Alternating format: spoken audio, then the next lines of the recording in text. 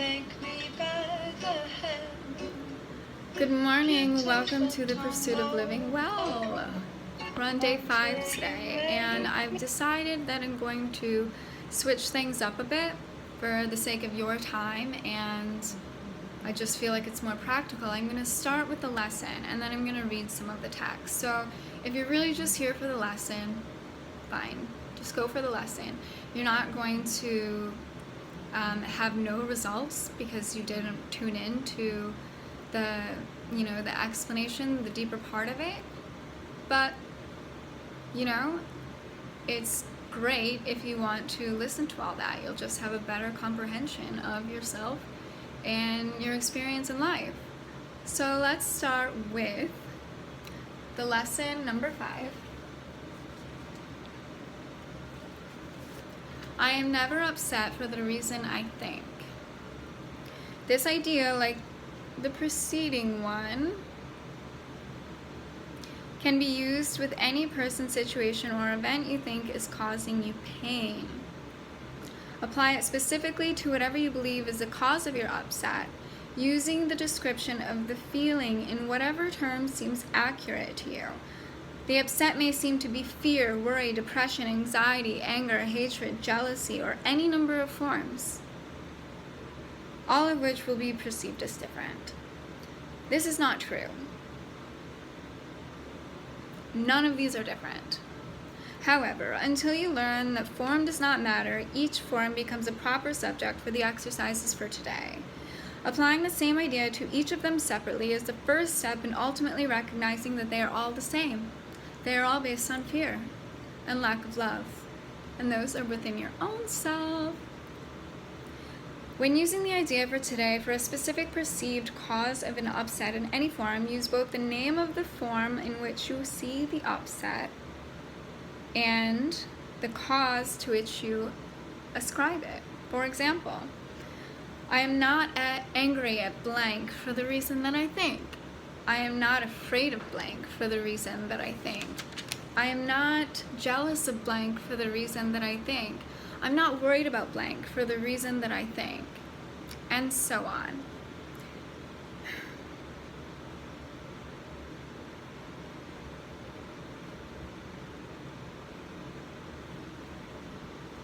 You are going to do this for no more than a minute or so, and again 3 or 4 times throughout the day. So take some time to go through things that are causing you upset or chaos in your life.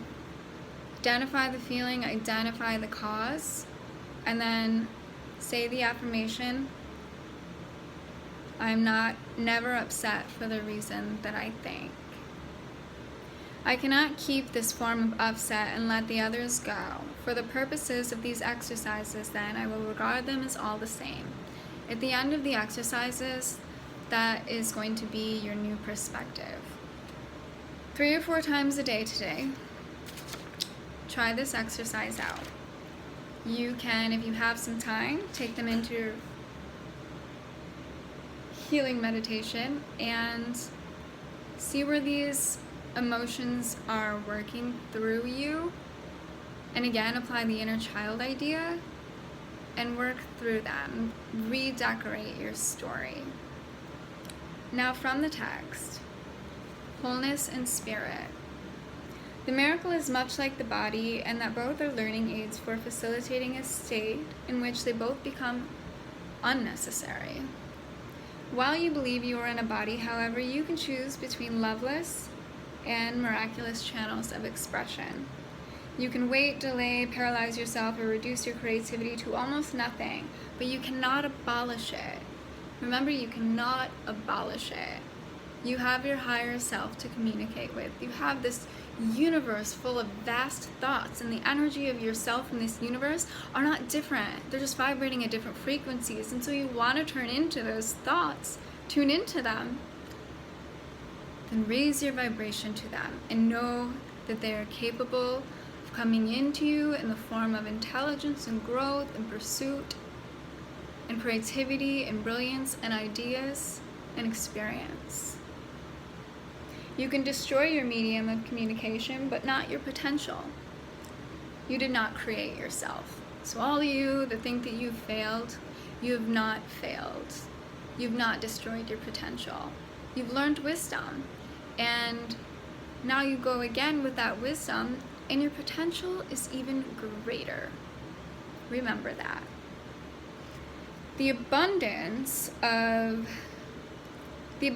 is the natural result of choosing to follow this path. All shallow roots must be uprooted because they are not deep enough to sustain you. All shallow roots must be uprooted because they are not deep enough to sustain you. Personally, I've had this experience where I felt that my roots were not strong enough. If you're into like chakras and whatnot, that would be the red chakra, the chakra that controls our ground, feeling a sense of safety and grounding and security in our lives, and that's because mine was once threatened. So I've had to really work at this, creating new roots for myself and grounding those instead of the beliefs that I had in the past that my roots are shallow and not deep, and that's why this happens to me. This also relates to this idea that we're not our parents, we're not our peers, we're not our teachers. We have idols when we grow up, and we look to these people as examples that mold us into the people that we are. Sometimes along the way, we learn that those people make mistakes too. And then our whole idea of idol becomes this false sense of idol. And our perception of our own identity is threatened by that.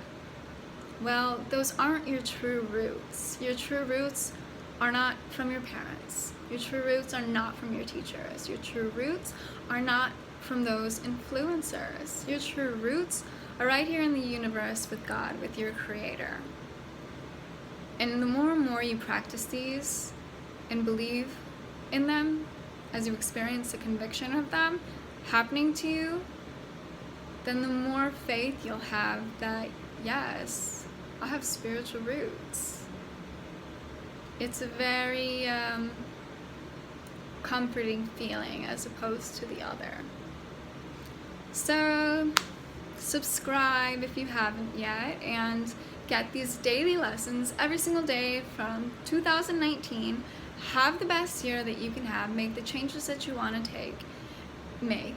And that's all for today. I'll see you tomorrow for lesson 6.